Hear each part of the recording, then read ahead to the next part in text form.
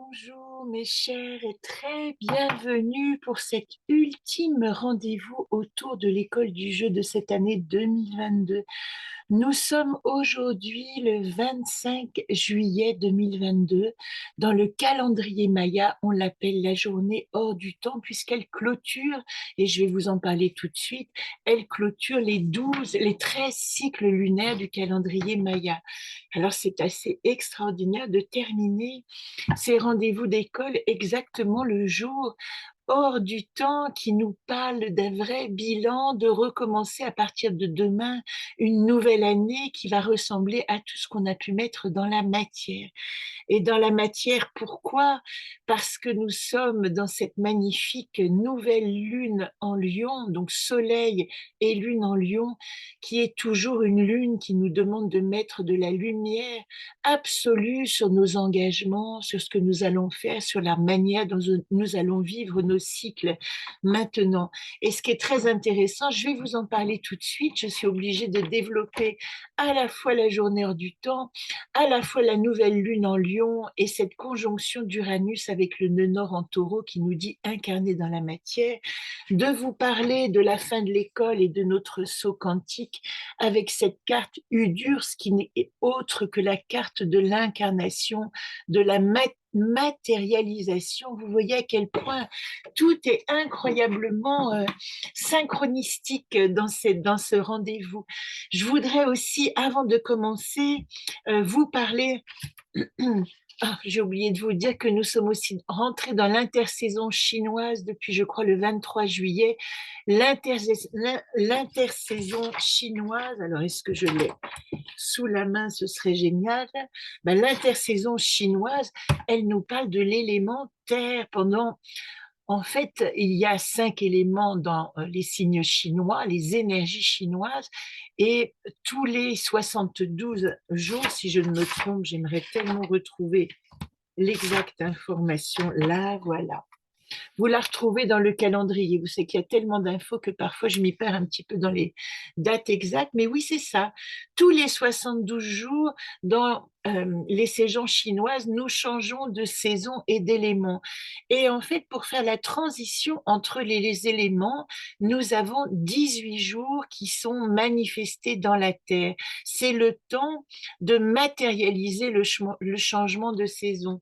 Donc ici, vous voyez, nous sommes passés de l'élément feu de l'été à l'élément, et nous passons à l'élément de l'automne qui est le métal, mais déjà cette intersaison intervient le 18 juillet, intervient 18 jours à partir de fin juillet. Voilà pourquoi je vous en parle aujourd'hui. Bon, ça, vous l'avez dans le calendrier. Ma première question pour celles qui m'écoutent, c'est très important, c'est est-ce que vous souhaitez recevoir un calendrier 2023, c'est-à-dire que nous avions le 2022 qui était le calendrier Solune, le voici, et je vais éditer en 2023 sur votre demande un calendrier qui sera éventuellement aussi riche que celui-là avec toutes les informations, voire d'autres informations. Ça, c'est la première question. La deuxième chose que je souhaite vous dire, c'est que comme l'école du jeu se termine ce soir, j'ai l'intention de proposer un nouveau cycle en 2023 à partir de janvier qui va être associé tout simplement à cette édition du mode d'emploi. J'ai des difficultés de lumière, mais c'est pas grave, je joue avec. Dans ce mode d'emploi, nous avons des fiches de tirage différentes et nous aurons un rendez-vous chaque mois où nous pourrons aller rencontrer ces modes de tirage différents. Ici, les cycles d'incarnation. Ici, comment découvrir la rousseau-lune et nos cycles lunaires. Ici, un travail sur les comportements habituels négatifs.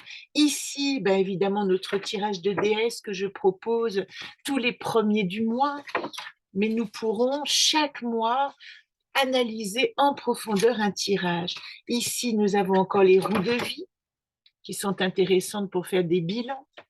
Et puis, les missions d'âme, Voilà. Donc, je vous proposerai à partir de la rentrée un programme et vous pourrez vous inscrire à ces rendez-vous de manière mensuelle qui ouvriront un cours Zoom à partir de janvier. Mais toutes les informations arriveront en septembre parce que pour le moment, j'ai besoin de me reposer. Mais avant de me reposer, je veux vous parler donc de notre saut quantique, de ce jour hors du temps. Qu'est-ce que c'est le jour hors du temps? Le 25 juillet, aujourd'hui exactement, nous entrons dans un lieu où tout et rien pour le calendrier Maya existe simultanément. Alors, c'est une manière de réaligner ce fameux calendrier Maya. Je vous donne l'information dans le synchronomètre que vous pouvez trouver dans le site 12lunes.fr. C'est un jour spécial parce que dans ce calendrier, nous avons 364 jours, soit 13 lunes de 28 jours exacts. Et pour rejoindre le calendrier grégorien de 365 jours, nous allons avoir un jour supplémentaire qui est appelé le jour hors du temps. C'est un jour qui clôture d'une certaine manière toute l'année passée et qui va vous permettre d'accueillir l'année suivante, cette année qui va recommencer. Vous voyez à quel point ce jour n'est pas anodin parce qu'au niveau de nos énergies lunaires, émotionnelles, yin, nous sommes exactement maintenant en train de recommencer un nouveau cycle. Si vous voulez plus d'informations, je précise que vous avez, après les saisons chinoises que je vous ai montrées, vous avez dans le calendrier, dans l'agenda Solune, je ne suis pas organisée, mais pardonnez-moi, c'est le dernier, suivez-moi.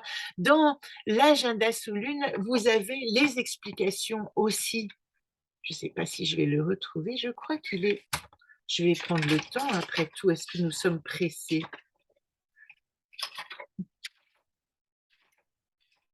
Voilà, nous avons toutes ces informations sur ce qu'on appelle le calendrier chinois, pardon, le calendrier maya, le Tzolk'in. Donc ici, tout ça, vous pourrez lire dans votre agenda toutes les informations. Ce que je vous dis sur le 25 juillet, c'est que c'est un moment de changement, d'évaluation, de prise de conscience des moments forts de l'année écoulée, de tout ce qui s'est passé pour vous cette année. Et c'est vraiment le moment aussi, ben on en a beaucoup parlé, mais où les énergies parfaites sont réunies pour laisser partir ce qui ne nous sert plus, ce qui ne devrait pas faire partie du nouveau cycle qui commence. Il est dit aussi que dans ce jour hors du temps, la gratitude est l'un des meilleurs exercices que nous puissions faire à cette date. Remercier ce que nous avons vécu, remercier ce que nous avons traversé, remercier même les difficultés, les clipats, comme on dit dans la Kabbale, qui nous ont permis de prendre conscience de nos limitations et pourquoi pas de recommencer sur d'autres plans en oubliant nos limitations, en gardant des leçons qui nous font avancer positivement. Alors l'année prochaine, le Kin 68, c'est l'image de cette année qui vient et qu'on appelle l'année de la graine jaune électrique, qui commence donc ce 25 juillet 2022. L'étoile jaune électrique, c'est son guide, c'est notre guide. Et l'étoile jaune électrique, elle nous relie à l'art, à l'élégance, à notre faculté d'embellir notre environnement, de créer un espace harmonieux en nous et autour de nous. Activer l'harmonie, ça va être notre thème de l'année. Et c'est très intéressant puisque nous parlons de ce saut quantique Udurs dans le chemin de vie qui nous a conduits ici et qui nous dit de matérialiser notre chemin, d'incarner qui nous sommes d'une certaine manière, d'essayer de comprendre dans quelle matière nous allons pouvoir maintenant évoluer et grandir. Alors, on peut l'associer à cette nouvelle lune en Lion qui arrive le 28 juillet, puisque elle signe aussi une nouvelle année, cette nouvelle lune en Lion. Lune et soleil en Lion, on met tout en lumière. C'est un temps de bilan, un temps de décision et qui sont déclenchés cette année par des chocs de conscience. C'est ce qui peut vous arriver parce que il y a cette position d'Uranus en taureau qui va remettre en question certainement nos fondations, nos certitudes, qui va nous apporter des événements imprévus qui risquent de créer de l'agitation, de l'inquiétude, mais qui nous forcent aussi à nous réancrer dans une matière qui nous correspond plus. Alors, le 1er août, nous aurons cette fameuse conjonction exacte de notre nœud nord, qui est notre direction pendant 18 mois, hein, depuis le mois de janvier, je vous en ai parlé, nœud nord en taureau, nœud sud en scorpion, on élimine tout le reste et dissout tout ce que l'on ne doit plus garder et se dissout dans l'acidité du scorpion, et tout ce que nous devons enraciner, nous le regardons à l'aune du nœud nord du taureau. Il se trouve que Uranus et Mars sont en taureau en conjonction exacte le 1er août. Ça symbolise encore une fois parfaitement ce saut quantique avec Udius qui nous invite à marcher notre chemin. Quelle est notre définition de notre richesse? Quelle est notre définition de notre pouvoir et dans la matière? Et cette énergie, on dit que c'est une énergie collective parce qu'Uranus est une planète transgénérationnelle. Elle ne touche pas qu'un signe comme Mercure, Vénus ou Mars qui font des transits extrêmement rapides, mais elle va toucher toute une population à travers plusieurs années. Donc ici, nous sommes tous concernés par l'impact de nos actions dans la matière, les changements de vie soudains, des imprévus qui vont changer vos schémas.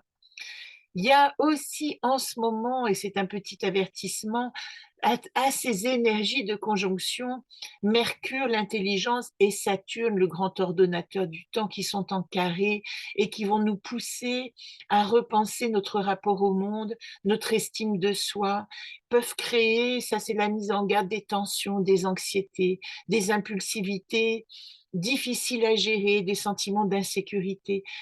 Le conseil, ne pas nourrir vos marasmes psychologiques, vous ouvrir à des énergies de transformation, accepter la transmutation, la transformation, le changement dans la matière, accepter que les événements inattendus ou bouleversants sont des pistes pour créer une vie qui va correspondre bien plus à ce que vous êtes dans l'ici et maintenant. Ça, c'est le côté positif de voir avec une plus grande capacité les choses sous un angle différent, développer nos idées originales, vivre des rencontres nouvelles, fortuites, des nouvelles amitiés stimulantes. Voilà un petit peu tout ce qui va se passer. Je vous ai tout dit, j'essaye d'être rapide car on m'a conseillé de limiter maintenant la durée de mes enregistrements, mais dans ces AFA, j'ai toujours beaucoup de choses à vous partager. J'aimerais, pour ceux qui sont arrivés jusqu'ici, que vous puissiez m'envoyer en commentaire vos désirs pour ces rencontres. Est-ce que vous souhaitez des tirages en direct? Est-ce que vous souhaitez que je continue à parler des nouvelles et pleines lunes? Est-ce que vous souhaitez participer à ces rencontres l'année prochaine de l'école du jeu sous un format beaucoup plus léger que cette année? Et puisque nous parlons de l'école du jeu, ma gratitude va évidemment à toutes les élèves qui m'ont suivi cette année, qui se sont donnés, qui nous ont donné rendez-vous tous les lundis pendant 2h30 pour aller puiser au fond de toutes nos énergies de réflexion, de volonté de transformation, toute cette volonté d'évolution que nous avons partagée. Ben, c'est ici que je vous donne toute ma gratitude et merci pour votre accompagnement. Il est temps pour moi de me reposer, j'en ai grand besoin, de re-rentrer dans la matière, peut-être d'une matière un peu moins cérébrale et un peu plus active, repenser mon cadre de vie. En tout cas, avant ça, je vous donne rendez-vous ce soir aux élèves du jeu à 19h. Je vous envoie le lien Zoom et le PDF. Et si vous êtes arrivé jusque-là, voilà mon cadeau de fin d'année. 7 clés de réflexion pour ce nouveau tournant. 1. Découvrez qui vous êtes et votre but ici sur Terre. 2. Trouvez votre vraie passion. 3. Prenez du temps pour vous seul. 4. Réfléchissez à vos amitiés et à vos relations. 5. Développer la gratitude. 6. Gâtez-vous de temps en temps. 7. Ne laissez pas les petites choses vous atteindre. Je vous embrasse, je vous dis à très vite et à tout à l'heure pour les élèves.